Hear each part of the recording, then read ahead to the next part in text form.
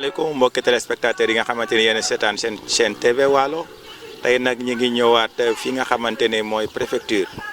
di milieu boo xamante ne ku nekk xam na ka Dagana waaye suñu ñëw bi leen la warala ko lu dul présenter seen émission bi nga xamante ne mooy émission xam sa gox nekk émission boo xamante ni dafay wane lépp loo xamante ni mooy nekk gox yi nekk biir Dagana ñu mën a xam lan mooy Dagana xam yi nga xamante ni moo yenn sites yi xam li nga xamante ni mooy seen cosaan mooy seen fonctionnement ak li nga xamante ni nekk woon nañ fi temps wu indépendance wala bien avant l'indépendance ba léegi yooyu yëpp dinañ ci dugg benn tey nag fi nga xamante ni moom la ñu mën a wax ne mooy préfecture nekk na milieu bi nga xamante ni bu njëkk daaw nañ ko tuddee kër commandant léegi nag ñu ngi ko tuddee préfecture te incha allahu taala dinañu am ak waxtaan ki nga xamante ni mooy préfet bi mu jaar ak ñun ñëpp ci historique bi nga xamante ni nekk na préfet ak wane li nga xamante aussi tamit mooy la rôle préfet ci département bi ak lan moo ko taxaw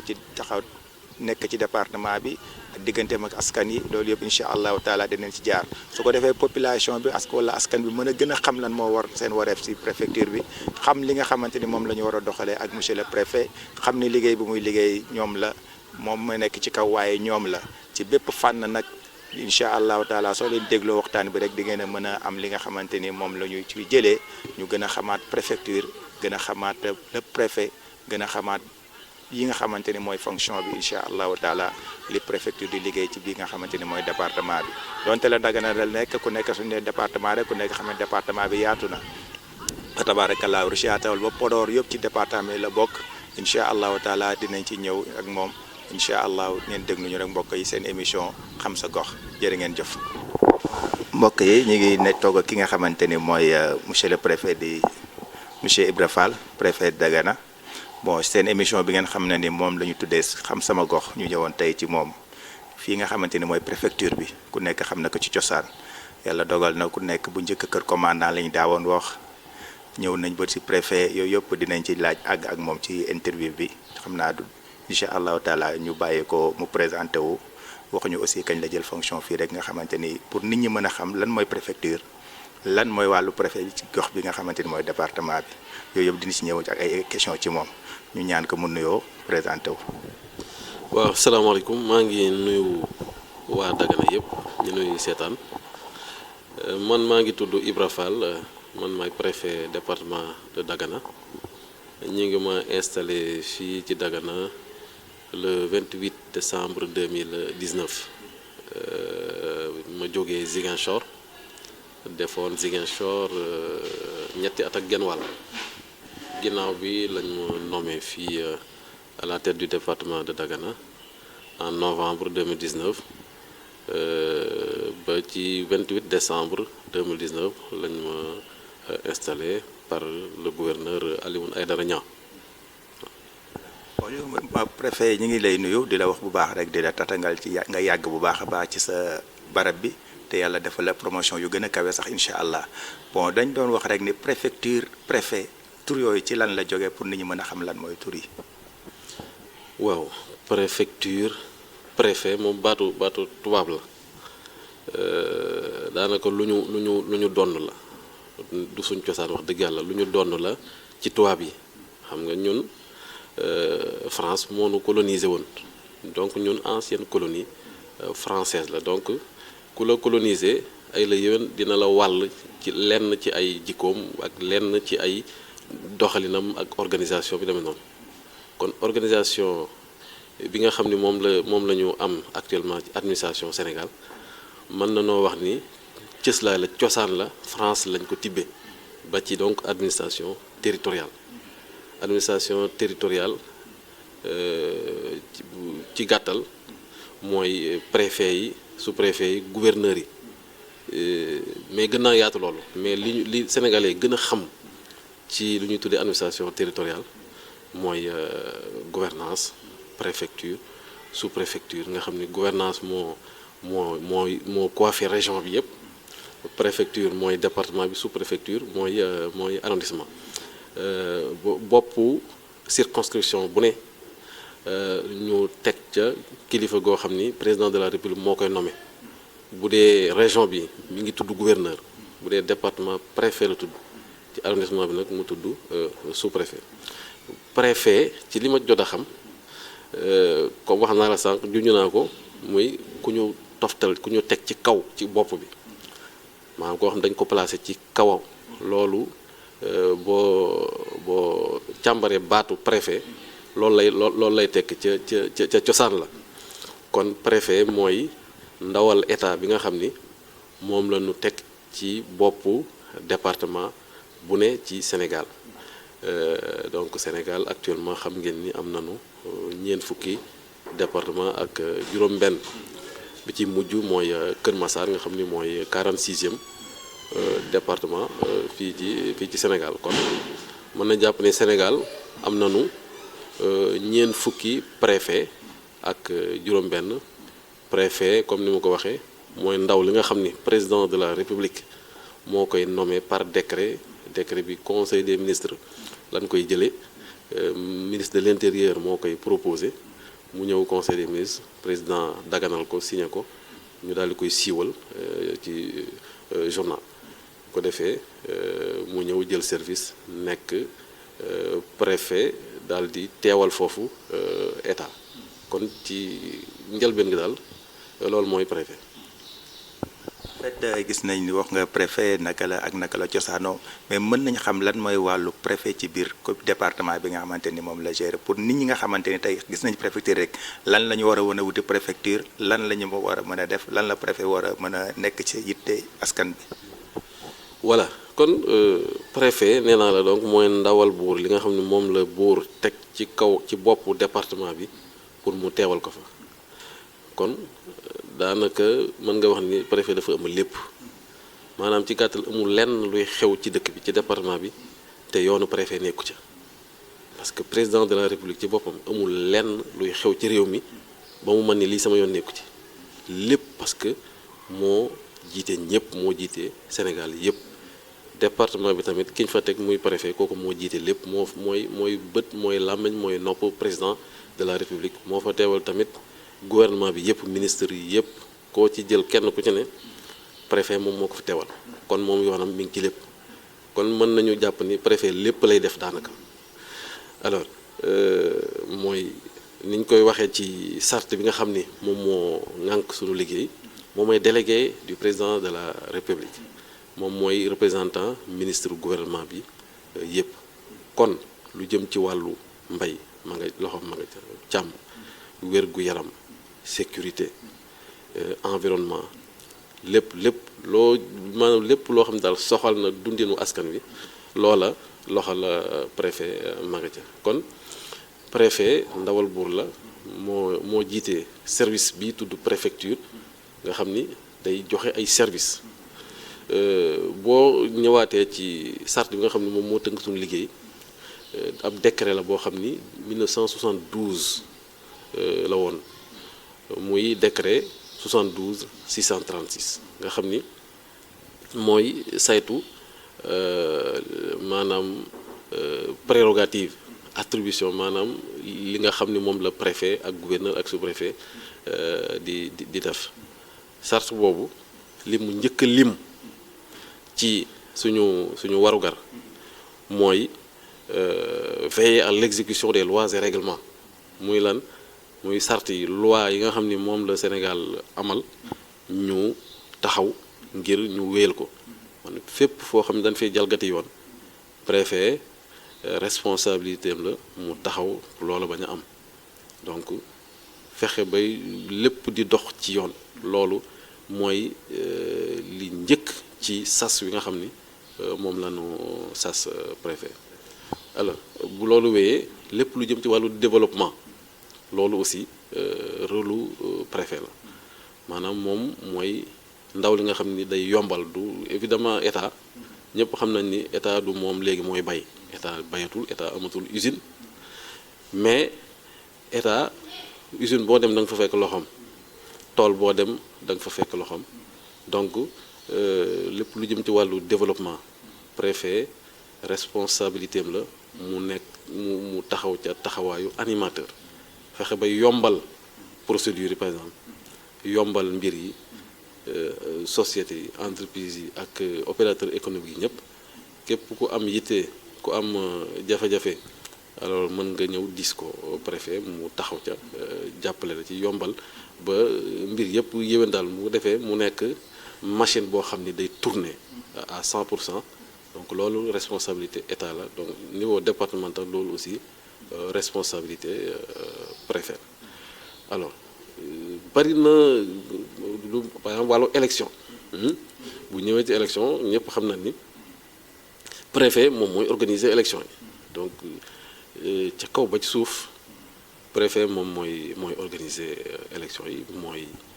nommer membre de bureau de vote yi moo leen di former mooy ci gàttal daal lépp lu jëm ci wàllu élection matériel électoral bi moom moo koy déployer sécurité bi également moo ko yore ak lépp loo xam ne daal dafa aju ci organisation élection yi loolu yaakaar naa ne léegi ñëpp miin nañ ko ci préfet yi ak sous-préfet yi kon préfet wax dëgg yàlla liggéeyam yaatu na lool parce que yeneen secteurs yi ko jël rek dafa maanaam benn pàcc rek la yore boo demee santé ñoom faj rek la ñuy def éducation ñoom njàng ak jàngale kese boo demee ci santé sécurité kaaraange ñoom loola rek mais préfet daa njaboote loolu yëpp xam ni mooy présider loolu ñuy tuddee CDD yaakaar naa ñëpp xam nañ ko mooy kuréel gi nga xam ne daal lëkkale chef de service yi nekk ci département bi yëpp ak ONG yi projet yi ak programme yi nga xam ni moom moo leen di lëkkale moo leen di dajale bu ko jaree ak normalement weer wu ne war nañ leen dajale pour ñu def compte rendu ci activités yi ñu def lan mooy jafe-jafe yi lan mooy lan lañ ci war a lan moo ci jara jubbanti yi et cetera bu ko defee préfet joxe orientation yi problème jafe-jafe yi ñu sàkk pexe bu mënul nekk ñu jébbal ko kilifa yi donc loolu daal bokk na ci rôle lu préfet ci département. voilà jërëjëf monsieur le préfet ñu ngi lay gërëm bu baax a baax ci vraiment li nga ñu accordé ñu xëy na ñu jëm ci ñu avant dernière question rek ci pour askan bi gën a xam lan mooy préfecture préfet wax nga ko li nga xamante ni moom la nekk liaison buy dox diggante ma gouvernement bi ak askan bi nga xamante ni mooy département bi kon nag gis nañ ne bu njëkk sax fii ñu nekk nii doon nañ ko tuddee kër commandant mais xëy na peut-être histoire moo tax. léegi lan nga ñu mën a wax ci ñi nga xamante am na ñoo xamante ba léegi sax kër commandant la ñuy wax ci suñu mag ñi lan moo waral loolu. waaw li waral loolu mooy préfet ca njëlbeen ga tuddul woon préfet ca njëlbeen ga commandant la tuddoon commandant de cercle maanaam jamonoy colonisation cercle moo dem ba jur loolu ñu tudd département kon mën nañu wax ni. Dagana gi cercle la woon cercle ka ko yoroon jamono yooya commandant la tuddoon donc muy commandant de cercle jamono di dox ba ñu am indépendance ba même bi ñu amee indépendance def nañ ab diir boo xam ni ba tey ñu ngi continuer di tudd commandant de cercle ba ci bu ma juum 1964 ci la ñu soppi turu commandant boobu léegi daal di tudd préfet alors boo gisee avant indépendance tubaab bi fi nekkoon dañoo sosoon benn façon administration boo xam ni li ko taxoon a jóg dëgg-dëgg du pour soqali réew mi li ko taxoon a jóg mooy maanaam nooteel fexe ba jàmm am lépp ni nemm bu ko defee ñoom ñu mën a def lu ñuy def bi ñu amee indépendance rek xar kanam googu lañu bëgg a soppi léegi maanaam indi loolu ñuy tuddee administration de développement dàq kanamu administration boobu nga xam ni dafa nekkoon administration boo xam ni maanaam dafa soxor ci niñ ko mën a waxee nekkul lu may di noot askan wi nga xam ni askan wi duñu sax ñemee siggi di xool kilifa gi buñ dee ñëw préfecture dañuy tiit loolu noonu bi ñu amee indépendance moom lañu bëgg a soppi daal di indi nag li ñuy tuddee administration de développement loolu moo waral bi ñu amee indépendance ab diir bu gàtt lañ ci teg daal di soppi sax ba ci tur bi parce que commandant loolu yëfu soldat yëfu militaire la, n'est-ce pas? Or ñun ay civil lañ, donc ñun ak askan wi benn ñoo bokk, donc maanaam dañoo war a jëfandikoo même ay baat yoo xam ni ñoom miin nañ ko, xam nañ ko. Donc dindi loolu ñuy wax tudde commandant daal di def préfet. Alors dindi administration bi nga xam ni maanaam nooteel la woon daal di teg administration boo xam ni administration de développement boo xam ni li ko yitteel mooy suqali askan wi, administration boo xam ni day jege askan wi, day yëg li askan wi di yëg, alors di ko di ko saafara. Alors donc loolu moo taxoon ñu soppi tur bi sax daal di indi loolu li ñu tuddee préfet. Alors loolu yëpp boo gisee dafa fekk maanaam xam nga état ni mu organisé woo, président de la république moom moo nekk ca kaw bopp ba, mais président de la république mënul nekk fépp. tey bu ñu bëggoon président de la république bi nekk Dakar moom mooy ñëw lijjanti benn problème bu ndaw bu am fii Dakar na xam nga loolu mënul nekk, donc loolu du sotti. looloo tax ñu ni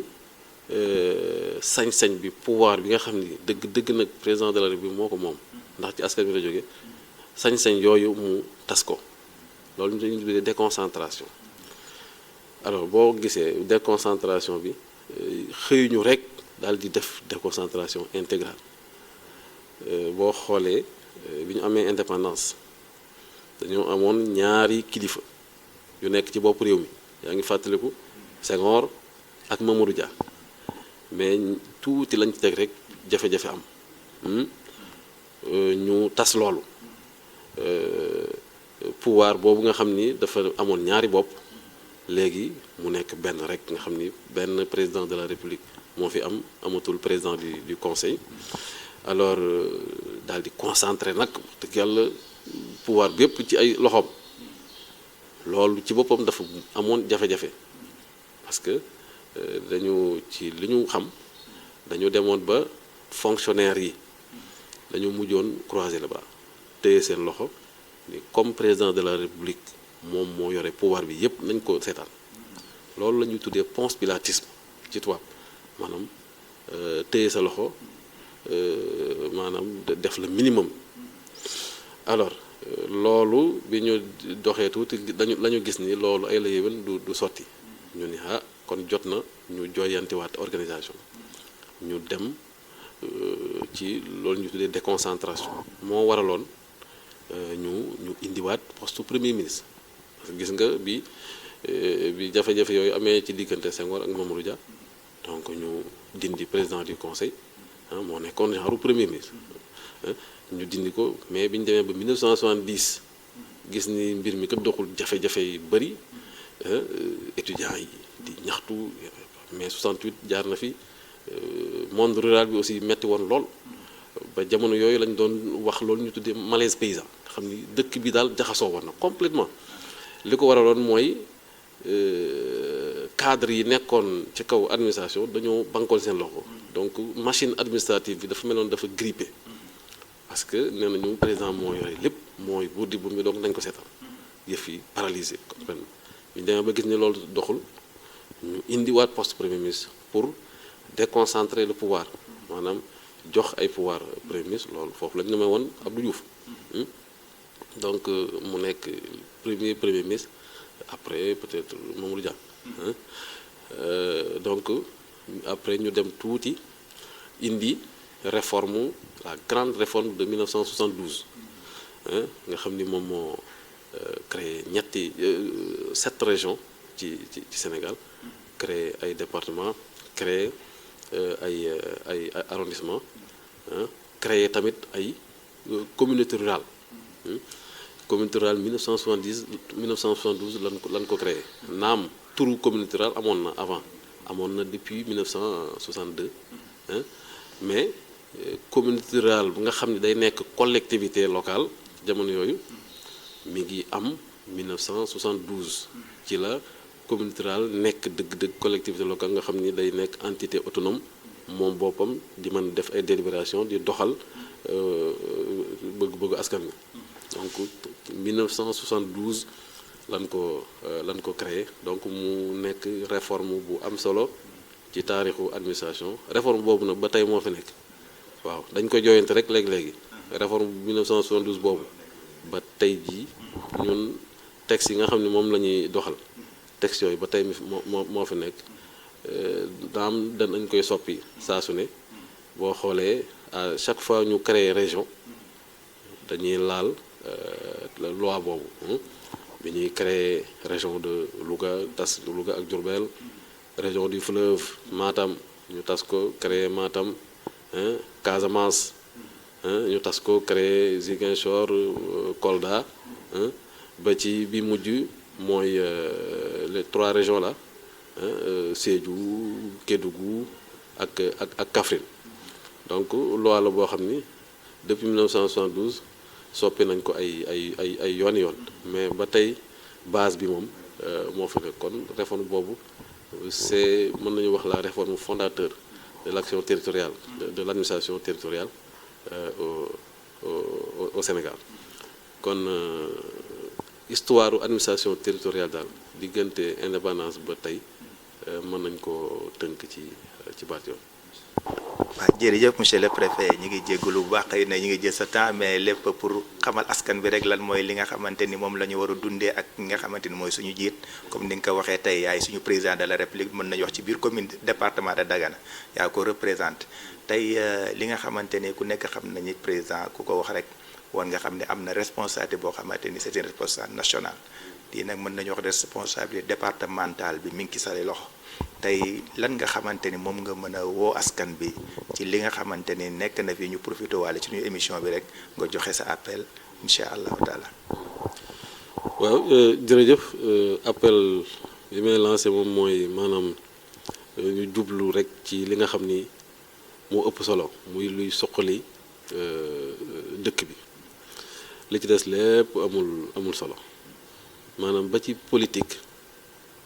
Defuñu politique nii rek pour xëccoo ay responsabilité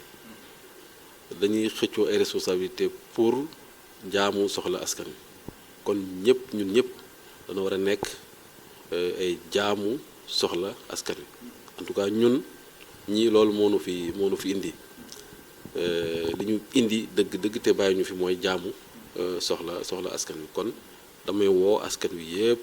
ñun ñëpp ñu ànd nekk benn ngir luy soxali dëkk bi. Alors état moom saa yu ne rek la nga xam ni ca la war a nekk moom ca lay nekk muy askan wi sàmm seen kaaraange fexe ba yéwénal seeni mbir. Ñun loolu la ñu fi indee. Préfecture këru ñëpp la. Bañ nañ ko ba préfet dañ gàll ci ndoddam loolu ñu tuddee assignation à résidence. Maanaam préfet dafa am obligation résider fi mu dëkk fi muy liggéey. Boo xoolee préfecture yu njëkk yi yëpp préfecture bureau yi day nekk ci suuf, résidence bi nekk ca kaw. Loolu li ko waral mooy dañu bëgg préfet saa yu ne guddi ak bëccëg suba ak ngoon mu mën a jaamu soxla askan man dañ may woo guddeeg bëccëg suba ak ngoon weekend yépp ci yam. Nit day ñëw mission par exemple wala soxla benn yitte dimanche wala samedi nga xam ni samedi ak dimanche ñëpp xam nañ ni kenn du administration du ubbi mais préfet moom day ubbi waaw. Waxuma nag systématiquement tous les jours mais am na ci urgence yoo xam ni damay ubbi donc parce que maa ngi fii ci kaw bureau bi mi ngi ci suuf donc loolu moo waral préfet yi alors am loolu ñuy tuddee assignation à résidence nga xam ni da ngay dëkk sa bërëbu liggéeyukaay ba heure bu ñu la soxlaa rek alors nga mën a teew pour lijjanti askan wi. Kon askan wi ñoom it nañu farlu kenn ku ne daal fa nga nekk baykat ba na fexe ba toolam na bokk ci tool yi gën a rafet naat. Kay jàngale ca école ba moom na fexe ba classe am ay élèves am nekk ñu gën a farlu ci école bi ba ci kii dawal watiir sax kii dawal watiir ci boppam moom na fexe ba client yi nañuy kontaan client yi buñ ñëwee di ko wër di ko seet bu ko defee kenn ku ne jàppee daal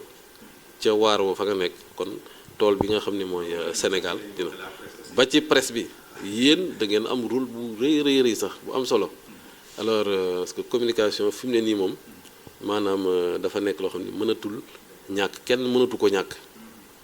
communication dafa nekk comme daanaka ni ndox amee solo ci dundu doomu aadama noonu la communication amee solo ci dañoo nekk ci jamonoy communication donc journaliste bi aussi am na ci tool bi waar wu am solo kon kenn ko ne daal fa nga nekk ca la ngay yëngatu alors fexeel ba gën caa xarañ fexeel ba yow sa secteur nekk secteur yi gën a ràññeeku alors ci développement réew mi donc kenn ku ne defee loolu alors li nga xam ne moom ñuy sàkku muy émergence muy développement Sénégal alors bu soobee yàlla dinañ ko am voilà. monsieur le préfet mbokk yi ñu ngi waaj a jeexal ak moom dañ koy bàyyi rek mu tàggatoo waaye gis ngeen ni li mu fi jot a wax yëpp avec toute sa modestie vraiment recevoir ñu mën a wax ak ñun à cœur ouvert ci li nga xamante ni mooy xam sa gox pour que askan bi mën a xam lan mooy préfecture lan moo taxaw toog tey ni ko ñi mu wutu ñëpp ni mu fi toogee noonu la fi ñëpp toogee woon kon nag monsieur le préfet ñu ngi lay gërëm bu baax a baax di wax rek waa TV Waalo amuñu sa fay ñu ngi lay gërëm sa disponibilité sa oyof vraiment sa ouverture loolu wane na ne tey fa tabaarakallaahu li nga woon ne ci moom nga war a doxal population bi gis nañ ko ci yow parce que ubbil nga ñu sa bopp en tant que presse waaye te ubbil nga ci bopp en tant que citoyen boo xamante ni Dagana lañ dëkk mais fa tabaarakallaahu kon nag monsieur le préfet lan ngay tàggatoo ak mbokk téléspectateurs yi. waaw jërëjëf li may tàggatoo mooy xëy na souhaiter bonne fête à tous les Sénégalais parce que tey jii mooy suñu feetu indépendance donc mu nekk bis bu am solo bis boo xam ni ci la ñuy màggal dëgg-dëgg bi ñu moomee sunu bopp boobaak léegi 1960 juróom-benn fukki at la ak ñaar kon maa ngi ñaanal ñëpp feet gu am solo alors mais rawatina bi mu tombee tey ak koor tombé tamit ak carême chrétien kon lii vraiment symbole bu fort la symbole bu am solo la alors ci benn bis ñu am ci suñu indépendance fête ci indépendance mu tombeek ñaari événement yu xam ni dafa am solo ci dundu doomu aadama ñun way gëm yi muy koor ci jullit ñi ak carême ci chrétien yi kon ñoo ngi ñaanal ñëpp muy jullit ñi muy chrétien yi kooru jàmm li nga xam ne moom lañu ci def ci ay jaamu yàlla nangu ko te ful ko ñu fekk ko ay déwén yu bëree bëri ñoo ngi sant ñëpp ñoo ngi gërëm ñëpp salaamaaleykum wa rahmatullah. monsieur le préfet ñu ngi lay gërëm bu baax yow itam fa tabarakallah mbokk yi lii moo doon seen émission bi nga xamante ni moom lay ñëwoon tey def fi nga xamante ni mooy préfecture bi muy seen émission xam sa gox fa tabarakallah jërëjëf monsieur le préfet yal na yàlla jàppale bonne continuation incha allah merci. waaw mbokk yi li nga xam li mooy li nga xamante ni jëlele woon nañ leen ko fii ci préfecture bi gis ngeen ne bâtiment bi moo nekk nii fa tabarakallah préfet ñu ngi koy gërëm bu baax a baax ci jataay bi nga xamante ni am nañ ko ak moom di ko moom itam di ko souhaité ci bés bi nga xamante ni mooy bés indépendance bi ñëwoon def émission bi ñu ngi ko ciy gërëm di ko sant bu baax a baax di ko ñaanal yàlla gën a yokk taxawaayam fii ci département bi vraiment du sama wax waaye kàddu askan bi la yëg nañ ne am na disponibilité am na ouverture am na oyof boo xamante ni vraiment def na ko ak diggante ak askan bi bokk na ci li nga xamante ni tamit surtout man moom laay gën a wax te mu koy ñaan ko tamit ci indépendance bi ñuy défilé ba pare muy wax rek wàllu Dagana nañu gën a yokkuwaat gën a jàppante gën a dimbalante jàppante ti mën a jurante boo xam ne jàmm lay jur seen diggante kon mbokk yi yéen a ngi nii ak seen TV Waalo ki leen doon présenté seen émission bi mooy Omar Diop di leen ñaanal yàlla di sàkku ci yéen ñaan fu waaye mën a nekk rek di leen wax ne bu leen fàttee di abonné ci seen chaîne bi TV Waalo ngeen di bës cloche de notification bi su ko defee ngeen bañ a raté benn vidéo boo xamante ni ñu ngi koy dugal ci chaîne bi di wax ne seen chaîne c'est la télé di Waalo kon mbokk yi beneen émission xam sa gox incha allahu taala fekk fukki fan ak juróom jërëjëf